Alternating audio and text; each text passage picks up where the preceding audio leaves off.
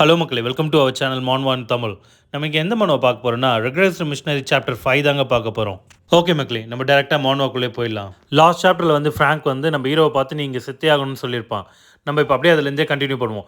Frank என்ன சொல்கிறான்னா, உன்னால என்னை ஜெயிக்கவே முடியாது, அதுவும் இந்தமாரி வீக்கான மானாவை வச்சுக்கிட்டு, அதுவும் இல்லாமல் இப்போ நீங்கள் சாக போகிற அப்படின்னு ஃப்ராங்க் சொல்லி முடிக்கிறதுக்குள்ளே பார்த்தா நம்ம ஹீரோ அவனை பார்த்து சிரிக்கிறான். நம்ம ஹீரோ அவனை பார்த்து சிரிச்சது மட்டும் இல்லாமல் அவன் மானா யூஸ் பண்ணி அவனை ஒரு கிக் பண்ணுறான். உடனே ஃப்ராங்க் சொல்கிறான், நான் தான் உங்ககிட்ட முன்னாடியே சொன்னேன்ல, இந்த வீக்கான மானாவை வச்சுக்கலாம் என்ன ஒன்றுமே பண்ண முடியாதுன்ட்டு.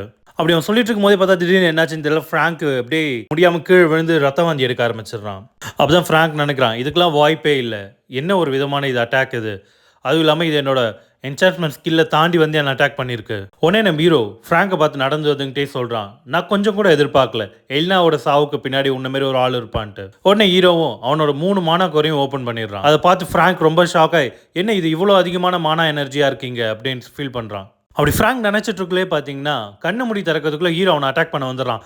வேற வழியே இல்லாமல் ஃப்ராங்க் வந்து அவனால் முடிஞ்ச வரைக்கும் தடுக்க பார்க்குறான். ஹீரோ பண்ணுற ஒரு அட்டாக்கையும் ஃப்ராங்கால் தடுக்கவே முடியல. அவனே இதுக்கெல்லாம் வாய்ப்பே இல்லைன்னு அப்படின்னு புலம்ப ஆரம்பிச்சிடுறான்.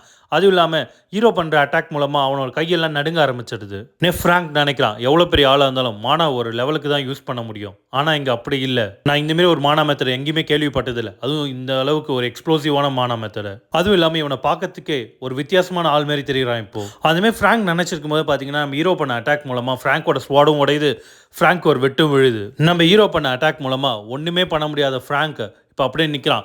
திடீர்னு நம்ம ஹீரோ வந்து கத்தி எடுத்துகிட்டு வந்து அவனோட மானா குரலே சொருவி அவனை செவுத்தில் சாய்ச்சி நிறுத்திட்டான். இப்போ கேட்குறான், எப்படி நம்ம கான்வர்சேஷன் இப்போ கண்டினியூ பண்ணலாமா அப்படின்ட்டு. நம்ம ஹீரோ கேட்குறான், நான் உங்ககிட்ட முன்னாடியே கேட்டேன், இப்போவும் கேட்குறேன், இந்த ரெக்வஸ்ட் உங்ககிட்ட யார் வச்சது, என் தங்கச்சியை கொல்ல சொல்லிட்டு. உடனே ஃப்ராங்க் வந்துட்டு, நான் ஒன்றும் தனியாக சாக மாட்டேன், நான் சாவறது இருந்தால் பெரிடித்தோட பொண்ணையும் கூட்டிட்டு தான் போகுவேன் அப்படின்னு சொல்லிட்டு எலினாவை பார்த்து கத்தியை வீசத்துக்கு ட்ரை பண்ணுறான். உடனே நம்ம ஹீரோ வந்து அவனோட மானாவை யூஸ் பண்ணி ஒரு த்ரெட்டு உருவாக்குறான். அந்த த்ரெட் மூலமாக ஃப்ராங்கோட கையை கட்டிடுறான்.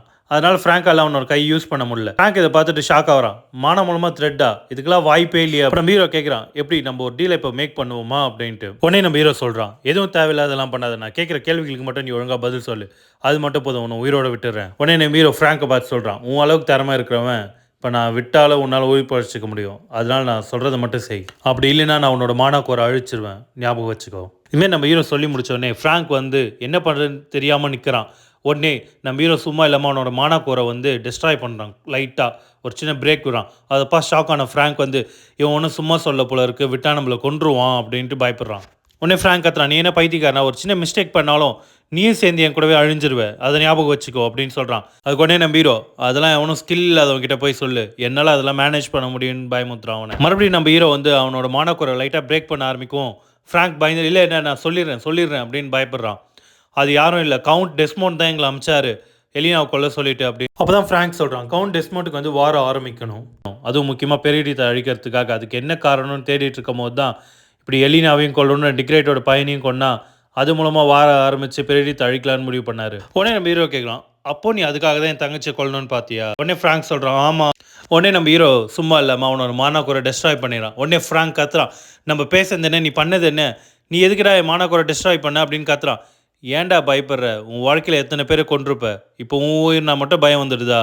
உடனே ஃப்ராங்க் சிரிக்கிறான், எனக்கு ஒன்றும் பயம் இல்லை, நான் சாக நினச்சி இப்போ நான் ஆல்ரெடி என்னோட பாதி வேலையை முடிச்சிட்டேன், நீ என்ன நினச்சிட்டு இருக்க, எலினா தான் என்னோட முதல் டார்கெட்டுன்ட்டா. இல்லை, ஆல்ரெடி டிக்ரேட்டோட பையனை நான் கொண்டு இங்கே தான் வச்சுருக்கேன், நீ உன் தங்கச்சியை காப்பாற்றினாலும் இல்லை சாக விட்டாலும் ஒன்றும் பிரச்சனை இல்லை, எப்படியும் போர் ஆரம்பிக்க தான் போது, பெரிடியம் அழிய தான் போகுது, நீ என்ன நினைக்கிற, உன்ன மாதிரி ஒரு பைத்தியக்காரன் சொல்கிறதெல்லாம் மக்கள் நம்புவாங்கன்ட்டா. உடனே நம்ம ஹீரோ ஃப்ராங்கை மூஞ்சி பிடிச்சி செவுத்தில் அடித்து சொல்கிறான், நான் உங்ககிட்ட ஒன்று சொல்கிறேன், நல்லா கேட்டுக்கோ, நான் ஆல்ரெடி செத்து மறுபடியும் தான் இங்கே வந்திருக்கேன், இந்த தடவை அந்த மாதிரி எதுவுமே நடக்காது அப்படி சொல்லிட்டு நம்ம ஹீரோ வந்து ஃப்ராங்கோட மானாக்கோரை சுத்தமாக டிஸ்ட்ராய் பண்ணிடுறான். அது வானத்தில் போய் ஒரு வான வெடிக்க மாதிரி வெடிக்குது. ஃப்ராங்கோ இங்கே செதறி போய் விழுந்துட்டான். ஹீரோ சுற்றி பார்க்குறான், அவன் தங்கச்சி தவிர வேறு யாரும் உயிரோடு இருக்காங்களா அப்படின்ட்டு. வேறு யாரும் இல்லை. உடனே நம்ம ஹீரோ வந்து அவனால் முடியாமல் கீழே விழுந்துடுறான். அப்போ தான் நினைக்கிறான், என்னோட கடந்த காலத்தில் என்னால் 5 கோரை ஈஸியாக ஓப்பன் பண்ண முடிஞ்சது, ஆனால் இப்போது என்னால் 3 கோரை யூஸ் பண்ணவே முடியல முழுசா. அப்போ தான் ஹீரோ சொல்கிறான், நான் இந்த மாதிரி விழுந்துடக்கூடாது இந்த நேரத்தில். உடனே ஆப்போசிட்டில் இந்த ரூமை உடச்சிட்டு உள்ளே போய் பார்க்குறான். அப்போ அங்கே போய் பார்த்தா டிக்ரேட்டோட பையனும் போனமா கிடக்குறான். அவன் கூட வந்து எஸ்கார்ட் நைட்டுங்களும் போனமா இருக்காங்க. அங்கே கடந்த காலத்தில் எலினாவோட டெட் பாடி கூட தான் இவனோட டெட் பாடியும் கிடச்சது. அது மூலமாக தான் பெரிடியுமே அழிஞ்சது. அது நான் மறுபடியும் நடக்க விட மாட்டேன். அதனால் முதல்ல இங்கே இருக்க எவிடன்ஸ் எல்லாம் எரேஸ் பண்ணும், எல்லாத்தையும் நெருப்பு வச்சு கொளுத்திடுறான் ஹீரோ. உடனே நம்ம ஹீரோ சொல்கிறான், சொல்கிறான், நீங்கள் நினச்ச மாதிரி எந்த விஷயத்தையும் நான் நடக்க விட மாட்டேன்டா இந்த தடவை அப்படின்னு சொல்லிட்டு அவன் தங்கச்சி தூக்கிட்டு போகிறான். அப்படியே அவன் தூக்கிட்டு போயிட்டே இருக்கும்போது பார்த்தீங்கன்னா மரத்து மேலே நின்றுட்டு இது எல்லாத்தையும் ஒருத்தன் பார்த்துட்டு இருக்கான். இதோட இந்த சாப்டர் முடிஞ்சு மக்களே. நெக்ஸ்ட் சாப்டர் நம்ம நாளைக்கு பார்க்கலாம். நம்ம சேனலை வந்து ஃபாலோ பண்ணி சப்ஸ்கிரைப் பண்ணிக்கோங்க. அப்போ தான் நெக்ஸ்ட் வீடியோ உங்களுக்கு வந்துகிட்டே இருக்கும். தேங்க்யூ மக்களே. பை.